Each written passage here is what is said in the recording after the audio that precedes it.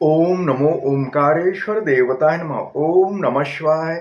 ओम नमः शिवाय. अवधूत चिंतन श्री गुरुदेव दत्त. मंडळी, शंका समाधान या कार्यक्रमासाठी मी संगमेश्वर गिरी श्री क्षेत्र ओंकारेश्वर देवस्थान बिलोद्यान जानेगाव इथून आपलं सर्वांचं हार्दिक स्वागत करतो. मंडळी, मी एक आरोग्याविषयी 1-2 दिवसापूर्वी एक व्हिडिओ टाकला होता.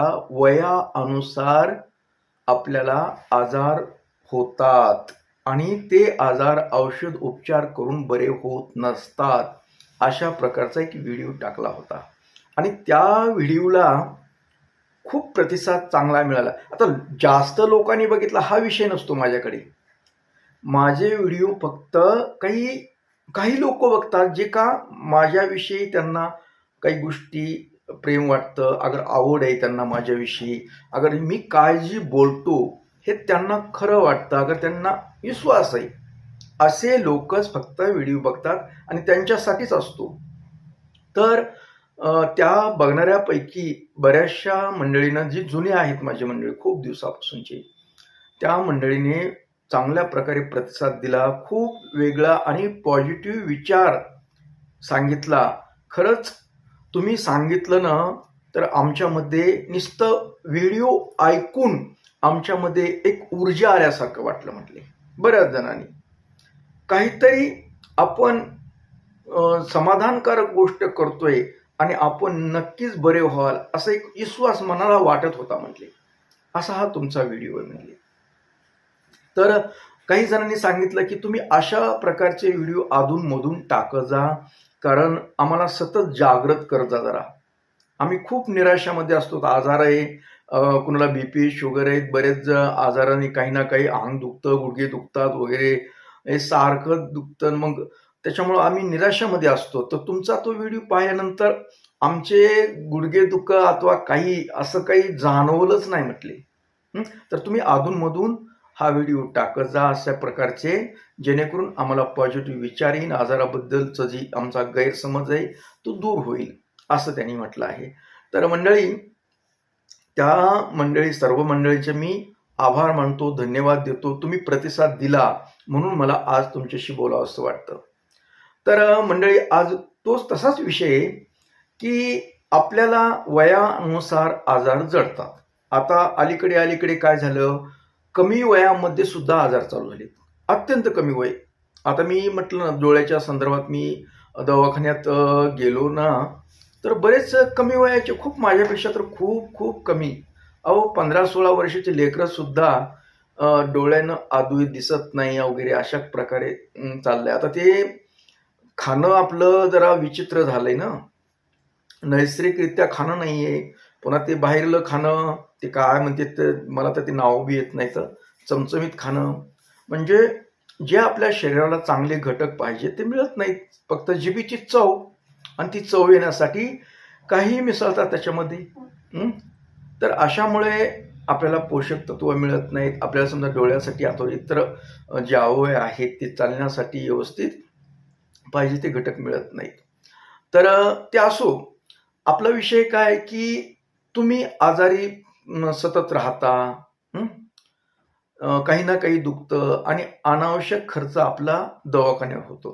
मी तुम्हाला म्हटलं ना, आपले वय झालेत ना, मी म्हणतो की 30-35च्या नंतर तुम्हाला हे आजार हळूहळू जडू लागलेत. पूर्वीसारखं आता 100 वर्ष जगायचं काम नाही. आता लोक म्हातारेच होत नाहीत होत म्हातारे, कारण अलीकडेच त्यांचा कार्यक्रम होतो, व्यवस्थित होऊन जातो. तर आपल्याला खूप काही जगायचं हा विषय नाही आपल्या याच्यामध्ये. फक्त जोपर्यंत आपण जगतोय, जोपर्यंत जिवंत आहे, तोपर्यंत आपल्याला वेदना होऊ नये. माझा उद्देश काय आहे? वेदना होऊ नये, आपल्याला त्रास होऊ नये. आपल्याला देवानं कधी न्यायचंय ना, तेव्हा नेऊ द्या, काही अडचण नाहीये. तो विषय घ्यायचाच नाही. फक्त आपण आहेत आत्ता, तर आपल्याला त्रास न झाला पाहिजे. मग त्रास न होण्यासाठी आपल्याला काय राहिलं पाहिजे? मनामध्ये आपल्या पॉझिटिव्ह विचार, म्हणजे होकारात्मक विचार. आता समजा गुडघे दुखते, हात दुखतं, पाय दुखतं, अंग मोडून आलंय अथवा काय, ही आपण काय करतो? लागलीच गोळी खातो. आता औषध घ्यायचं ते पण ही जी सवय, ही सवय चांगली नाही.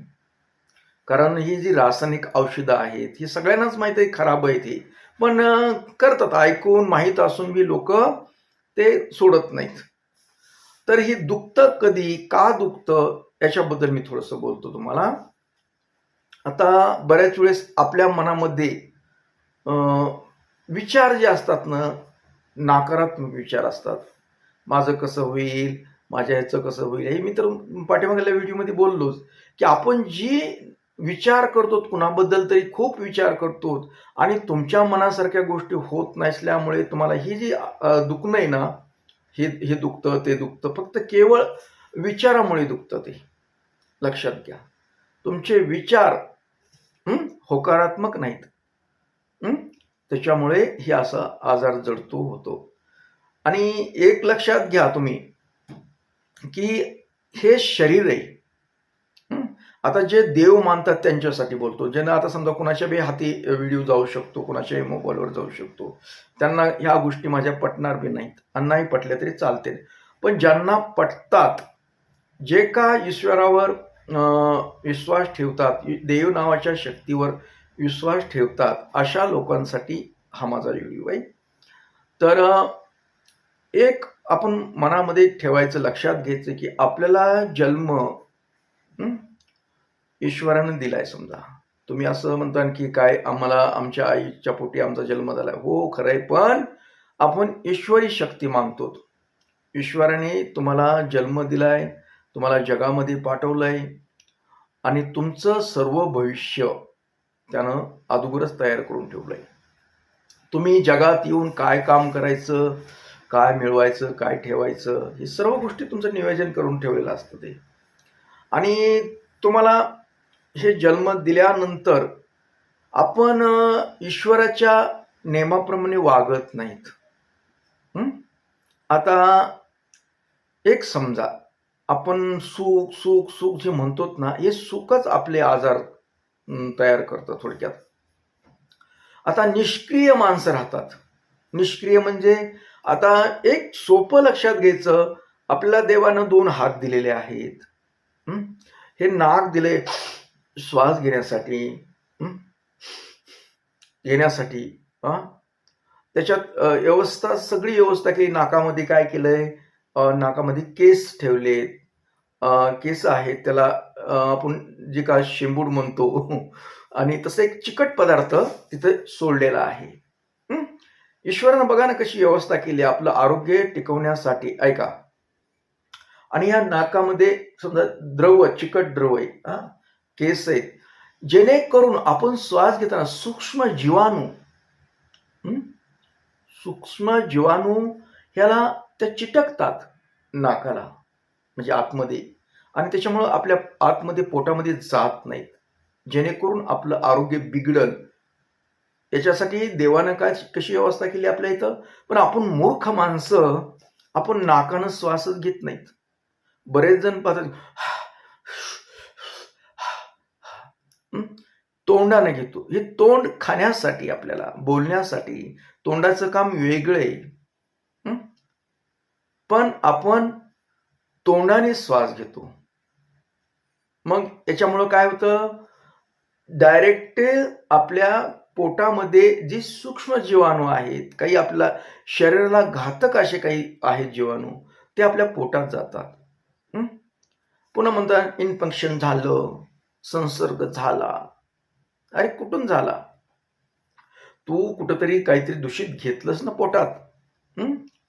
बरोबर आहे. अशी व्यवस्था देवानं केलेली, आपल्या जिथल्या तिथं केलेली आहे आपली. आपण समजा कानाचा जरी विचार केला, आवाज आपण ऐकतो कानानं. मी साध्या सिंपल भाषेत बोलत असतो, मला ते तसलं टेक्निकलचं भाषा सांगता येत नाही. सांगता येत असली तरी सांगत नाही. कारण काय, माझे ही कार्यक्रम जे बघणारे श्रोते आहेत, प्रेक्षक आहेत, माझे भक्त आहेत, ते साधे सिंपल माणसं आहेत. त्याच्यामुळे त्यांच्या भाषेत मला बोलावं लागतं. तरी कानामध्ये सुद्धा एक चिकट द्रव सोडलेला आहे, त्याला आपण मोळ म्हणतो. ती म्हणजे जेणेकरून काही जाऊ नये आपलं बारीक कुठं ही, तर ती बाहेरच चिटकावं. किती व्यवस्था केली बरं. किती छान व्यवस्था केली, पण आपल्याला त्याचं महत्व नाही, काही नाही, काही नाही. म्हणजे सांगायचं तात्पर्य म्हणजे आपल्याला देवानं जे शरीर दिलंय, त्या शरीर निरोगी राहण्यासाठी, चांगलं राहण्यासाठी सगळी व्यवस्था केली. आता हे हात आहेत माझे, तुमचे आहेत. जे हात हे आपलं काम करण्यासाठी, हात हलवण्यासाठी, समजा कामात सक्रिय राहण्यासाठी, पाय चालण्यासाठी आपल्याला भरपूर चालावं, भरपूर काम करावं, म्हणजे शरीराची हालचाल करण्यासाठी सगळं दिलेलं आहे आपल्याला. पण आपण त्याचा उपयोग करतो का? आपण ऐस आरामामध्ये असं तब्बल खुर्चीवर बसून राहतो, मस्त गादीवर लोळतो. हे आपलं आरोग्य बिघडणाऱ्या गोष्टी करतो आपण. म्हणजे बऱ्याचशा चुका आपण करत असल्यामुळे आपलं आरोग्य बिघडतं, लक्षात घ्या. आणि पुन्हा त्यात भर आपली नकारात्मक विचाराची. आता तुम्ही म्हणाल आता गादीवर झोपतो, ही गादीवर झोपणं इतकं घातक आहे म्हणा ना. तुम्हाला मऊ वाटतं, आरामदायक वाटतं, पण तुम्हाला शरीराचे विकार कोणते? कंबरदुखी, समजून घ्या, कंबरदुखी, पाठदुखी, अंगदुखी, ही जी प्रकार जे होतात ना, केवळ गादीवर झोपल्यामुळे होतात. कधीही मऊ अशा याच्यावर झोपायचं नसतंय, पण आपण त्याच्या ऐस आरामासाठी आपण गादीचा वापर करतो. काही काही जणांच्या गाद्या तर अशा एवढ्या एवढ्या जाळ्या, तो बसलं की दुपकीने खाली जातो. मी एक दोन वेळेस आपल्याला आला प्रसंग. एकदा मी संभाजीनगरला गेलो होतो आणि मला थांबण्याची व्यवस्था केली याच्यामध्ये एका लॉजवर, आणि एक रूम दिली मला. रूम चांगली खूप सुंदर होती, खूप छान होतं, सगळं व्यवस्था होती त्याच्यामध्ये. आणि मला ती गादी जी होती ना, गादी हे असली जाड होती. मी बसलो की पटकन मला रात्रभर झोप आली नाही ना. आता तुम्ही म्हणाल की बाबा एवढी मऊ मऊ गादीन तुम्हाला झोप का आली नाही? आपल्याला नाही हो सवय. मी काय करतो माहितीये का, मी एकदम साधं सिंपल निब्बर, आता घोंगडी वगैरे माझ्याकडे खाली एक गोदड्यावर घोंगडी असते. घोंगडी जर माहित असली तर त्या घोंगडीवर झोपत असतो मी, निब्बर करून. मऊ मऊ चालत नाही, कारण निब्बर याच्यावर झोपल्यानंतर आपलं अंग दुखत नाही, लक्षात घ्या. ह्या सारा मी चाललंय ना आपलं, हे याच्यामुळे. आणि बऱ्याच जणांना उशाला घेण्याचं खूप एवढी मोठी जाड घेतात, एवढीशी जाड. मग ते काय होतं, बऱ्याच जण ही जी मानेचा भाग आहे ते असा वाकला जातो, त्याच्यामुळे पाठदुखी तयार होते, मानदुखी, पाठदुखी. सांगायचं तात्पर्य म्हणजे आपण आपल्या हाताने हे त्रास करून घेतो. एक आरामदायक एवढी उशी असावी 2-2.5 इंचाची, बस एवढ्या भागापुरतं. पण आपण खूप घेतो. ह्या अशाच चुका करतो. अशा अनेक आहेत. खाण्यामध्ये तशाच चुका करतो आपण. आता खाण्यामध्ये एवढं तुम्ही जेवढं तुम्ही पोषण असं जितकं तुम्ही प्रक्रिया करता ना एखाद्या अन्नावर, तितका अन्नातले समजा घटक कमी होतात. पहिली गोष्ट हे मी सांगायची गरज नाही, तुम्हाला ह्या गोष्टी माहीत आहेत.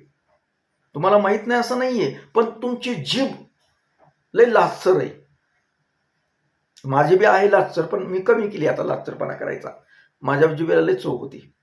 पण काय झालं, हळूहळू अनुभवातून मी शिकत गेलो. आणि मी शिकलो म्हणून मी तुम्हाला सांगतो.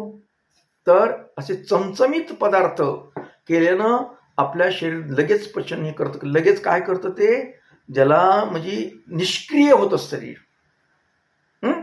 आपण कच्चं काही खात नाही, काही गोष्टी कच्च्या खाव्या लागतात, खात नाहीत बरेच जण. कच्चं खाल्ल्यानंतर काय होतं, शरीराला मधल्या जी यंत्रणा आहे त्याला काम लागतं, आणि कामामध्ये गुंतल्यामुळे त्याच्यात ऊर्जा कमी होते, मग शुगर वाढत नाही. ही सोपी गोष्ट आहे. म्हणजे शरीराला आयतं दिलं ना तर शरीर निष्क्रिय होतं, म्हणून रोग उत्पन्न होतात. ही माझं टेक्निकल आहे, मला बाकी ज्यांचं माहीत नाही. मी जे अनुभव घेतो ना त्याच्यावर मी तुम्हाला सांगत असतो. तर याच्यामुळं आपल्याला अनेक रोग जडतात. तर अशा गोष्टी न करता शरीर सुखी असं ठेवायचं नाही, त्याला काम लावायचं. कधी मध्ये कच्चं काहीतरी भाज्या, काय कोबी वगैरे, टोमॅटो वगैरे अशा गोष्टी खायच्या, म्हणजे ते शरीर जरा काम सक्रिय होतं मधलं यंत्रणा. हाताला काम म्हणजे हातानं काम, हालचाल करा. घरात नसलं तुम्ही लय ऑफिसचे लय जागीरदार साहेब असलात, कुणी जर लय आयतो असला तर थोडंसं हालत जा. घरातली साफसफाई करा, काहीच इकडलं तिकडलं साफसफाई करायचं. म्हणजे पाया हलवा जरा, चाला. तुम्हाला चाला म्हणण्यापेक्षा ती घरात बी फिरा, अथवा चालत जा जरा, सन चालायचं, हातपाय हलवायचे. म्हणजे सक्रिय राहिल्यानंतर आपल्याला रोग होत नाही. आणि आपण सक्रिय राहत नाहीत, आपण कुठल्या शरीराची हालचाल करत नाहीत, म्हणून हे रोग उत्पन्न होतात. आणि रोग उत्पन्न झाल्यानंतर औषधावर आपण खूप खर्च करतो. आणि ही सवय आपल्याला लागल्यानंतर मग आपल्याला त्रास होतो. औषध कमी पडलं की लगेच चालू. औषधं वेळोवेळी घ्यावाच लागतात. मग म्हणजे आपलं शरीर ही औषधावर चालू झालं. आणि विनाकारण आपण ते पैसे खर्च करू लागलो. डॉक्टरला काय, त्यांना फक्त बिझनेस करायचा आहे. त्यांनी कारण शिकण्यासाठी, डॉक्टर होण्यासाठी खूप खर्च केलाय. त्यांनी 4-5 मजली बिल्डिंग उभा केली, तिथं दवाखाना उभा केलाय, त्याचं बँकेचं कर्ज आहे त्यांच्यावर आहे, खूप मोठा स्टॉप आहे, सगळे म्हणजे सुखसुविधा उत्पन्न तुमच्यासाठी केलेले आहेत. आणि त्याचा जो चार्ज आहे ना, ते तुमच्याकडून घेतात. लक्षात घ्या. साधं तपासणी करायला, त्याला भेट घ्यायला गेलं तर 300-400 रुपयाची काही जणांची फीस आहे. कुणाची असेल जास्त, पण मी जी जातो तिथलं सांगतो. म्हणजे काय करतात, तपासणी काय करतात, समजा आता मी डोळ्याचं करणार, दूरबीन बघणार झालं, तुमचे 300 रुपये घट झाले. म्हणजे का तिघे बी का करतात, त्यांचा जो खर्च आहे ते खर्च भागवण्यासाठी असे कस्टमर करून, रुग्णांकडून पैसे घेतले जातात. औषध गरज नसताना तुम्हाला औषधं दिली जातात. गरज थोडक्यात भागत असलं तरी तुम्हाला थप्प्याच्या थप्प्यात औषधं देतात. त्या औषधांना काही होत बी नाही, काहीच नाही. आणि विनाकारण आपण पैशाची भरती करतो. लक्षात घ्या. मग आता तुम्ही म्हणाल की एवढी बडबड तुम्ही केली, मग आम्ही करायचं काय? तर तुम्ही एकच काम करायचंय आपल्याला. पहिली गोष्ट, मी जी काही सांगितल्यात गोष्टी, की तुम्ही हालचाल करा, चाला, कच्चं काहीतरी खात जा, आणि तोंडानं श्वास घेऊ नका, नाकानं घ्या. असं घेत जरा नाकानं. बरेच जण तोंडानं घेतात, तोंडानं घेतल्यानं प्रॉब्लेम येतात. त्याच्यामुळं बसलं तरी तोंडानं घ्यायचाच नाही श्वास. ह्या गोष्टी पाळा. आणि दररोज अशी एक प्रार्थना करायची आरोग्यासाठी, आपल्या आरोग्यासाठी. मी सोपी प्रार्थना सांगतो तुम्हाला. आपण अंथरुणावर पडलात, समजा आपण झोपलो, झोपल्यानंतर डोळे झाकायचे आणि श्वास घ्यायचा, असं दम्माने घ्या, सोडा, घेत मनामध्ये विचार आणा, हे प्रभू, हे ओंकारेश्वरा, मनामध्ये हे शरीर, ही देह तू दिलेला आहेस, तू निरोगी दिलास, त्याच्याबद्दल खूप खूप धन्यवाद. आणि आमच्या काही चुकीच्या वागण्याने, चुकीच्या राहणीमानाने, चुकीच्या गोष्टी केल्यामुळे आमच्या शरीरामध्ये काही जे दोष झालेला आहे, दोष निर्माण झालेला आहे, ते आमच्याच हाताने झालेला आहे. तर हे आमच्या हाताने झालेला दोष फक्त तू आम्हाला सहाय्य कर आणि आमच्यामध्ये अशी काही शक्ती दे, कारण जेणेकरून हे दोष हे आम्ही निर्माण केले तू दूर करू शकतो. कारण तू ईश्वर आहेस, तुझी ईश्वर शक्ती आहे. तू देह निर्माण केलास आणि तू ही किरकोळ जे आजार आहेत ही तूच दूर करू शकतोस. मी तुझ्या सांगितल्याप्रमाणे हालचाल करीन, चांगला विचार करीन, नकारात्मक विचार करणार नाही, पॉझिटिव्ह विचार करणार नाही. हे जी शरीरामध्ये काय मला अनेक आजार जळलेत, ते आजार तुझ्या शक्तीद्वारे ही दूर होणार आहेत. याची मला खात्री आहे. विश्वास ठेवून या गोष्टी मनातली मनात बोलायच्या. आणि तुम्हाला खरं सांगतो, मी हा प्रयोग करतो. मी तुम्हाला जे बोलतो ना, हा मी प्रयोग करतो. कारण असं म्हटल्यानंतर दुसऱ्या दिवशी आपण उठल्यानंतर अंगामध्ये एवढी शक्ती येते म्हणतात ना, ताडकीने उठतात. तुम्ही सुद्धा तो अनुभव घ्या. ही रात्री झोपताना अशा अनेक वेळा प्रार्थना, झोप लागेपर्यंत प्रार्थना करा मनातली मनात. प्रभू, तू दिलेलं शरीर आहे, आमच्या चुकीमुळे शरीरामध्ये काही दोष निर्माण झालेत ना, ते तूच दूर कर आणि तू करणार आहेस, हा माझा विश्वास आहे. ही जी प्रार्थना आहे, ही प्रार्थना तुम्ही नियमितपणे दररोज जर केली मनात दररोज, तर तुमच्या 100% गोळ्या बंद होतील. बघा, ही जे आपण चिल्लर चाल्लर गोळ्या आहेत ना तुमच्या लागलेल्या, कशाला बी हे औषधं बंद होतील तुमची. तुम्ही म्हणाल हे चमत्कार काय घडतो, तर चमत्कार घडतो. हा माझा अनुभव आहे म्हणून मी तुम्हाला सांगतो. देव नावाची शक्ती आहे जी ज्यानं शरीर निर्माण केलं आहे आपलं, तर ते दोष बी निर्माण झालेले आहेत आपल्याकडून, ते दूर करण्याची शक्ती त्याच्यातच आहे. जसं चांगलं दिलं तसं वाईट दिलेलं काढून टाकण्याचं तोच काढू शकतो, कारण तो निर्माता आहे. ईश्वर आपलं शरीर निर्माता आहे, तर त्यात किरकोळ ही दोष त्याच्यासाठी चिल्लर गोष्ट आहे. फक्त त्याच्या सांगण्याप्रमाणे वागायचं. त्यानं दिलेले हात आहे, त्या हाताला काम द्यायचं. सगळं कसं त्याच्या नियमाप्रमाणे चला. नैसर्गिकरित्या खा, तेलगट खाऊ नका, चमचमीत खाऊ नका, अशा गोष्टी बंद केल्यानं, देवाच्या इच्छेप्रमाणे राहिल्यानंतर आणि देवावर विश्वास ठेवल्यानंतर हे जे रोग आहेत ना, चाल्लर चिल्लर तुमचे 100% दूर होतात. रोगिष्ट होणारच नाही तुम्ही, आणि तुमचा विनाकारण दवाखान्यामध्ये पैसा खर्च होणार नाही. ह्याला काय रुपया खर्च नाहीये. फक्त ईश्वरावर विश्वास ठेवून मनातली मनात प्रार्थना करायची. झोपताना, संध्याकाळी झोपताना, अगर दिवसाही तुम्हाला आठवण झाली तर हे म्हणा. तुमच्या अंगामध्ये 20 वर्षाच्या पोरासारखे तरतरे येईन, लक्षात घ्या. यंगवणी चालताना तुम्ही. हा अनुभव आहे. तर मंडळी, मी अजून खूप काही बोलायचं आपल्याला, पण पुढील भागात बोलूया आपण. आणि ह्या व्हिडिओमध्ये काय मी सांगितलंय तुम्हाला हे लक्षात ठेवा. तुम्हाला तुमच्या प्रतिक्रिया मला सांगत राहा, कारण तुमच्या प्रतिक्रिया दिल्यानंतर आपल्याला असे अनेक व्हिडिओ जेणेकरून आपलं आरोग्य सुधारणार आहे, आणि तेही बिना पैशाचं, बिना खर्चाचं, बिना औषधाचं. फक्त आपल्या मनानं आपलं आरोग्य सुधारू शकतो आपण, फक्त ईश्वरी शक्तीद्वारे. तर आपले आरोग्य सुधारण्यासाठी आपल्याला अनेक गोष्टी आपल्याला माहीत आहेत. मी अनुभव घेतलेला आहे, आणि ते अनुभव तुम्हाला एका टप्प्यामध्ये मी सांगत राहील. फक्त तुम्ही हे नीट ऐकून याचा थोडंसं तरी अनुकरण करा. नक्कीच तुम्हाला आरोग्य लाभेल, चांगलं आरोग्य लाभेल. परत एकदा तुमच्यासाठी, मी तुमच्या आरोग्यासाठी ओंकारेश्वर चरणी प्रार्थना करतो की तुम्हाला चांगलं आरोग्य राहावं, तुम्ही आनंदी राहावं, अशी मी ओंकारेश्वर चरणी प्रार्थना करतो. आणि आजचा हा कार्यक्रम इथेच थांबवतो. ओम नमः शिवाय नमः. ओम नमो ओंकारेश्वर देवताय नमः. जय हिंद, जय भारत. सुखी राहा आणि समाधानी राहा.